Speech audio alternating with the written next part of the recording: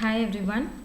In this video, we are going to see about the type of metal casting process, that is the centrifugal casting process. So this in the centrifugal casting process, by using the centrifugal force without using any core, we are going to produce some hollow components. So usually if we need to produce some hollow components in the casting, in the sand casting process, we need to place some core in between the cavity. So either there are different types of cores. It may be a horizontal core, a vertical core, or a hanging core. So something like that we need to keep. But in case of the centrifugal process, with the help of centrifugal force, the molten the metal, it gets sticked to the surface, so that there is no need of placing a separate core, but a hollow castings can be produced with the help of this centrifugal casting process. So the centrifugal casting is a process in which the molten metal is poured and allowed to solidify in a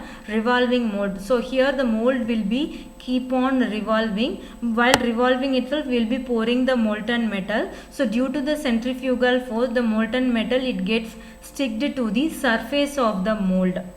So automatically, due to the centrifugal force, when it's keep on rotating, the molten metal, it gets sticked to the wall, and with this method we are producing the hollow components without using core. So the centrifugal force due to the revolving mold holds the molten metal against the wall until it solidifies. So the material used for preparing molds may be cast iron, steel, sand, or a graphite. The process is used for making hollow cylindrical shapes. So the various centrifugal techniques, that are true centrifugal process, semi-centrifugal casting, and centrifuge casting. So these are the three types of centrifugal process. Now let us see one by one in detail. So this is the true centrifugal process. So true centrifugal process, so this is how the arrangement will be.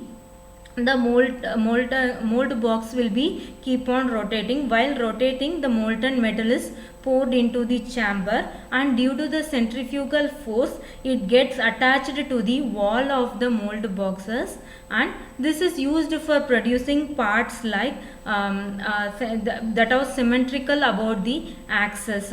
So usually the horizontal axis is considered, and the mold boxes will be symmetrical about the horizontal lab, and the components like pipes, tubes, bushings, liners, and rings are produced with the help of this true centrifugal process. The outside shape of the casting can be round, octagonal, hexagonal, etc., but the inside shape perfectly round due to the radially symmetric forces. This eliminates the need for core producing the hollow castings. So this is about the true centrifugal process. Next comes the semi-centrifugal casting. So it is a process which is used to produce solid castings, and hence requires a core to produce hollow cavity. So a simple cylindrical pipe casting is produced in a true centrifugal method. Gear blanks, wheels, and pulleys are produced. Centrifugal force is used to force the molten metal to get the shape in the casting, and a speed of about 300 to 500 rpm is employed.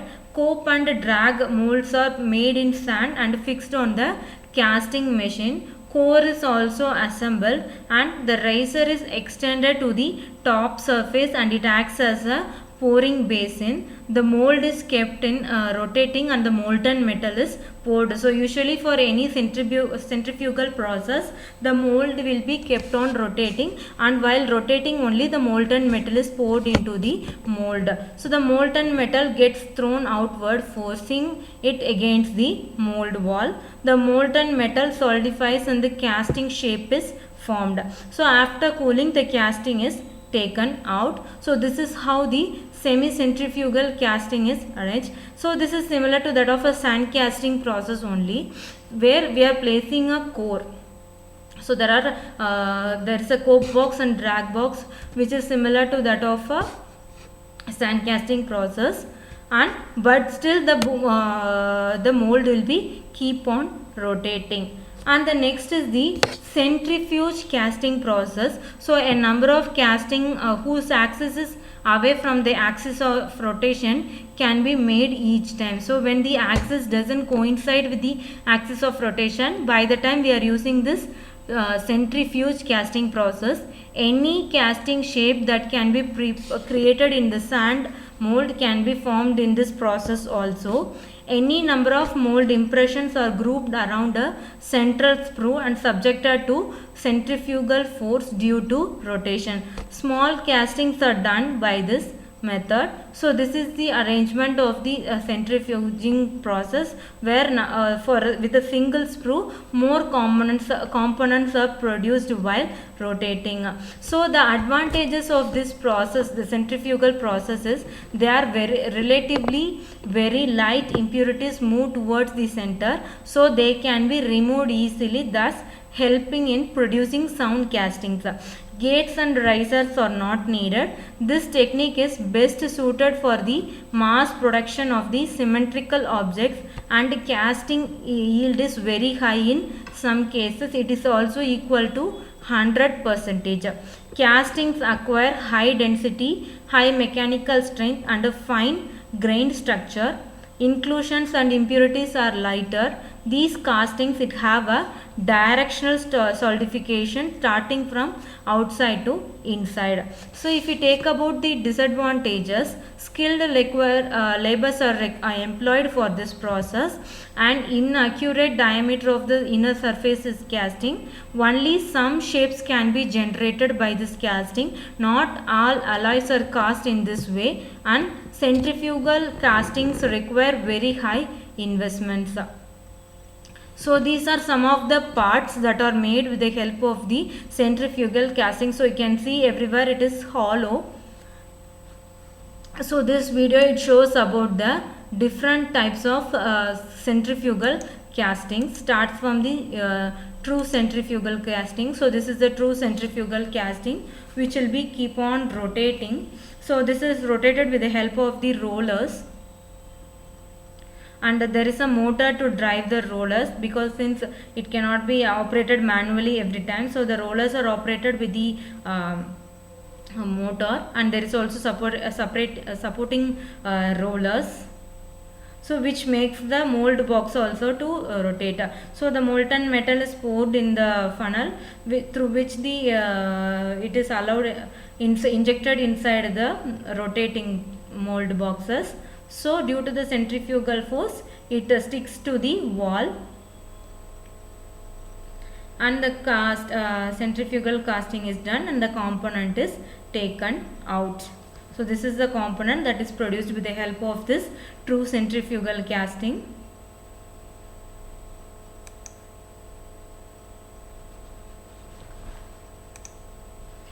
So the next one is a semi-centrifugal casting. So this is similar to that of a sun casting process, but the mold will be keep on rotating. So there is a cope box and drag box along with some core, and this is keep on rotating. The molten metal is poured into the cavity.